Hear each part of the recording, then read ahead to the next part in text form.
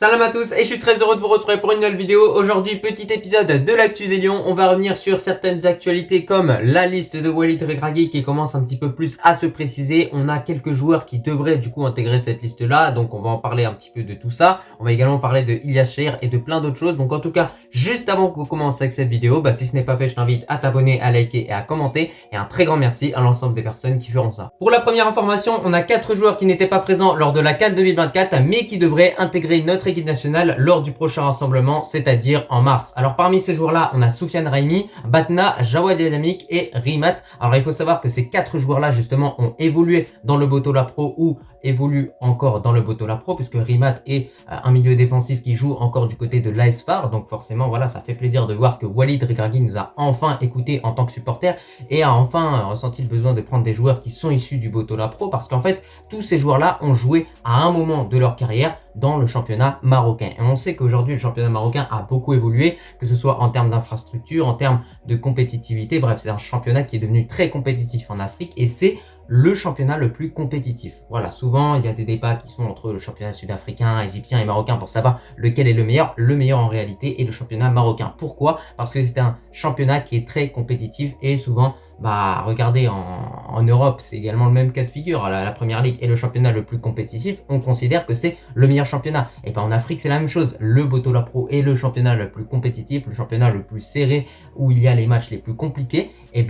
C'est pour ça que ce championnat justement est très réputé sur le continent africain. Et donc par rapport à ces joueurs-là, je vais vous donner mon avis par rapport aux joueurs un à un. Pour commencer, Jawad Adamik, c'est le joueur qu'on connaît le mieux. Voilà, il n'y a rien à dire. Ça reste quand même une petite valeur sûre. Bon, on n'oublie pas le mauvais match qu'il a pu faire contre la France. Mais à part ça, ça reste quand même un bon défenseur assez costaud qui évolue du côté de l'Arabie Saoudite. Donc c'est peut-être pour ça qu'il n'a pas été convoqué durant la CAN 2024. Alors est-ce que Walid Regragui va le convoquer à la place de Abkar? Ça reste à voir, on verra en tout cas. Ensuite, on a Batna. Écoutez, franchement, joueur aussi qui évolue du côté des pays du Golfe, superbe joueur vraiment, bonne frappe, également assez vif, voilà, il a le bon gabarit, franchement, il a également pas mal d'expérience, donc voilà, c'est le type de joueur qu'il te faut.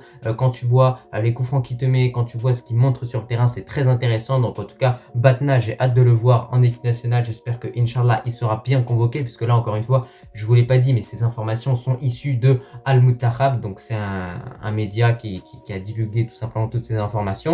Ensuite, on a Soufiane Raimi. Eh oui, Soufiane Raimi, l'ancien Rajaoui, je vous en parlais il y a quelques jours. Par rapport à ce joueur-là, franchement, je suis très heureux qu'il soit convoqué, en tout cas dans les semaines à venir, parce que c'est un joueur qui le mérite, c'est un joueur qui taffe beaucoup en tout cas, et du côté de son club, ce qu'il réalise, c'est vraiment exceptionnel. Il a mis un nombre de buts incalculable, et il a également livré un nombre incalculable de passes décisives. En tout cas, c'est vraiment un joueur qui est très influent dans son équipe. Et moi, je me dis qu'en équipe nationale, que ce soit en tant que remplaçant ou en tant que titulaire, c'est un joueur qui peut avoir également la même influence. C'est un joueur, quand tu lui fais confiance, derrière, il te monte un niveau qui est très intéressant. Sachant que voilà, il a l'expérience, comme il a joué dans le Raja Casablanca, il a joué également dans plusieurs autres clubs.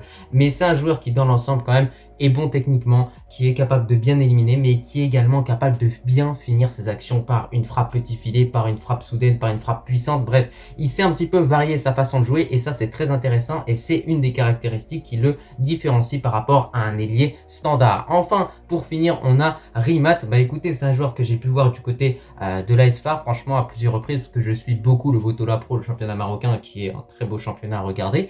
Et franchement, en tant que milieu défensif, je pense que ça peut être un apport supplémentaire et vraiment positif pour notre équipe. On a testé Gepran, on a testé El Azouzi, on a testé d'autres joueurs. Pourquoi pas donner également une chance à Rimat, parce que n'oublions pas que notre équipe est en reconstruction totale un petit peu. On essaye d'ajouter des nouveaux par-ci par-là pour vraiment trouver la bonne formule et le bon effectif. Et Rimat, c'est le type de joueur que tu dois prendre, parce que sur la dernière saison de Botola, il a vraiment livré un niveau exceptionnel durant l'ensemble du championnat, vraiment, où il te mettait des pénaltys décisifs, ou également en match il te permettait de récupérer un nombre de ballons incalculable. C'est un joueur également qui a ce vice, et ça aussi c'est quelque chose d'important, c'est-à-dire que tous les joueurs du Botola Pro, ils ont toujours un petit peu ce vice africain de jouer vite les actions, de jouer un petit peu en traître. Voilà, cette façon-là de jouer, il faut l'inculquer à notre équipe nationale. Parce que parfois, justement, on est beaucoup trop gentil et c'est pour ça qu'on perd nos matchs. Donc voilà, regardez, faut prendre exemple sur les Égyptiens aussi. Ils jouent avec du vice. Bon, certes, ils sont sortis en huitième de finale, mais ça, il y a plein d'autres raisons qui expliquent cette sortie-là. Mais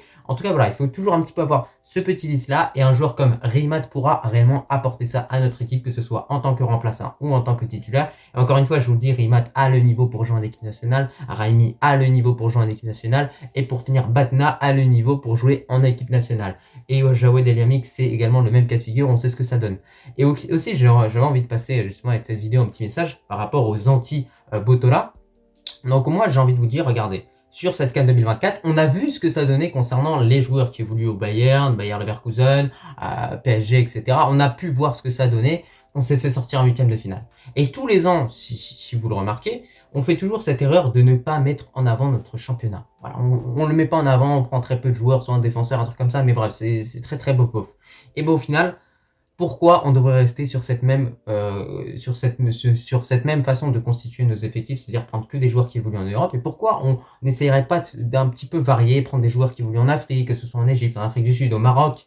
Donc voilà, ça peut être également une très bonne alternative, sachant que là, parmi les joueurs que je vous ai énoncés, parmi ces joueurs, il n'y a pas Zerouni, qui est un très bon joueur qui évolue du côté du Raja Casablanca. Franchement, il possède les deux pieds, il a des qualités qui le distinguent par rapport aux autres attaquants, il est très rapide également au niveau de ses accélérations. Donc voilà, c'est là où Walid Regragui va devoir effectuer un bon travail, c'est-à-dire vraiment prendre les meilleurs joueurs du Botola. Donc en tout cas, n'hésitez pas à me dire ce que vous en pensez en commentaire de ce choix de Walid Regragui de convoquer ces 4 joueurs-là. Après voilà, c'est une information qu'on a avant la liste officielle. On ne sait pas si c'est sûr à 100%, mais c'est sûr à 99%. Peut-être qu'il y aura un petit changement. On passe à la deuxième information qui n'est pas réellement une bonne nouvelle et qui concerne Ilyas Chahir. Je pense qu'on en a tous entendu parler, en tout cas en tant que Marocain. Et bah ce joueur-là est condamné clairement à 1 an de prison ferme et je crois qu'il y a également 12 mois avec sursis. Enfin bref, dans tous les cas, ce qu'il y a à retenir, c'est que ce gars-là va aller en prison. Pourquoi? Parce qu'il est accusé justement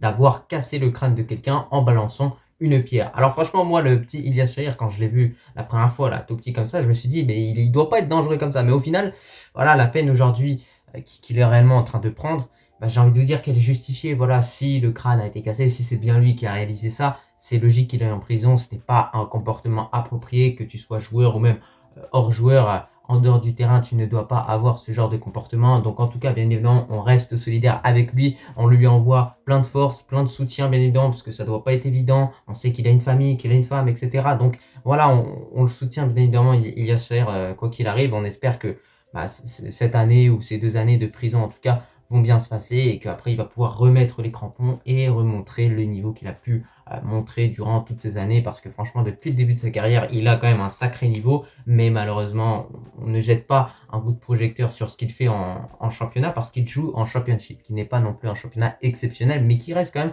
un championnat coté. Maintenant ce joueur-là aurait dû franchir un palier et rejoindre un club qui évolue dans une première division, que ce soit en Espagne, en France ou même en Italie. Donc voilà, c'est peut-être ça l'erreur un petit peu que ce joueur-là a faite. Mais à part ça, voilà, là il est condamné à la prison. Mais sinon, selon le procureur qui nous décrit cette histoire et qui nous décrit les faits, c'est vraiment très très grave ce qui s'est passé. Parce que la personne qui l'a pu frapper avec du coup cette pierre a failli perdre la vie quand même. Donc on sait que voilà, il s'est passé des choses avec Amina Harit, on sait qu'il s'est passé des choses avec d'autres joueurs. Donc voilà, on espère que Ilyas Chahir en tout cas va rester en dehors de tout ça, va faire ce qu'il a à faire du point de vue juridique. Donc voilà, par rapport à son club, ils ont dit tout simplement que la procédure judiciaire n'était pas encore conclue et que le club ne fera aucun commentaire vis-à-vis de cette histoire-là. C'est-à-dire qu'il lâche complètement Ilyas Chahir, mais bon, après c'est logique, c'est lui qui a un petit peu cherché la petite bête. Pour terminer ce petit épisode de l'actu des Lions, on va parler du stade Mohamed V et donc on a une information de la part de Izem Anas qui nous dit tout simplement que ce stade-là sera prêt au plus tard pour mars 2025. Donc ça confirme encore une fois le fait que cette CAN 2025 va se dérouler en été, ne vous inquiétez pas.